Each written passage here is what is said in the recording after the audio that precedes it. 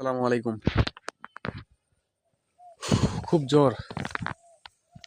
আর আমি সাধারণত বাসায় বসে থাকার মতো ছেলে না, একটু ভালো লাগলে বাইরে বের হইতেই আমার ভালো লাগে।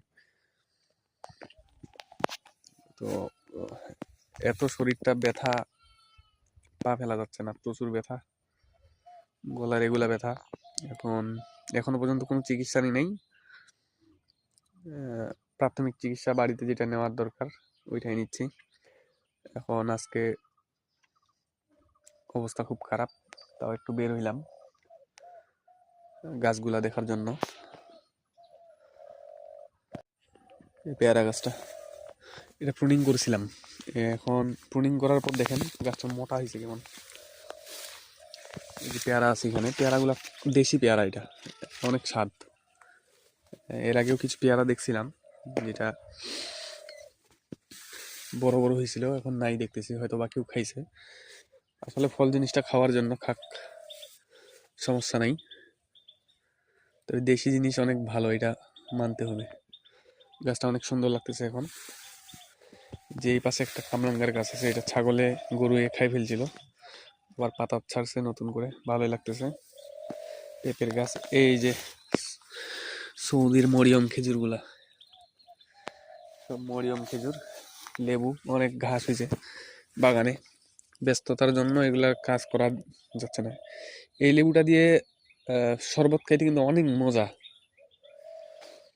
খুব মজা। ঘাসগুলা দেখেন কিরকম ঘাস হয়েছে। এই যে এই যে এই পাশে আরেকটা লেবু, এই লেবুটার সাইজটা দেখেন, অনেক বড় সাইজ। লেবুটা দেখতে অনেক সুন্দর আর রস হয় খুব। এই লেবুটার প্রচুর পরিমাণে রস হয়। এইটা বাজার থেকে নিয়েছিলাম সিডলেস বলে, নার্সারি থেকে। পরে আসে দেখতেছি যে না, এটাতে বিচি হয়, তবে রস অনেক। আর প্রথমে যে লেবুটা দেখাইলাম ওইটার স্বাদ খুব সুন্দর। এই যে আমের বাগানটা বর্তমানে জঙ্গল হয়ে আছে, এগুলো পরিষ্কার করা লাগবে।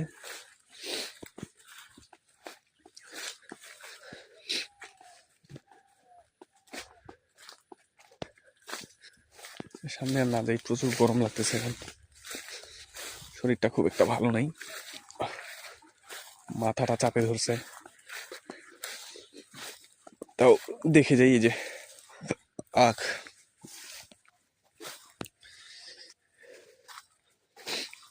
এটা কিন্তু অনেক মজা। বিশেষ করে এই যে হলুদ হলুদ যে জাতটা, এটা অনেক মজা। এইখানে একটা মোটা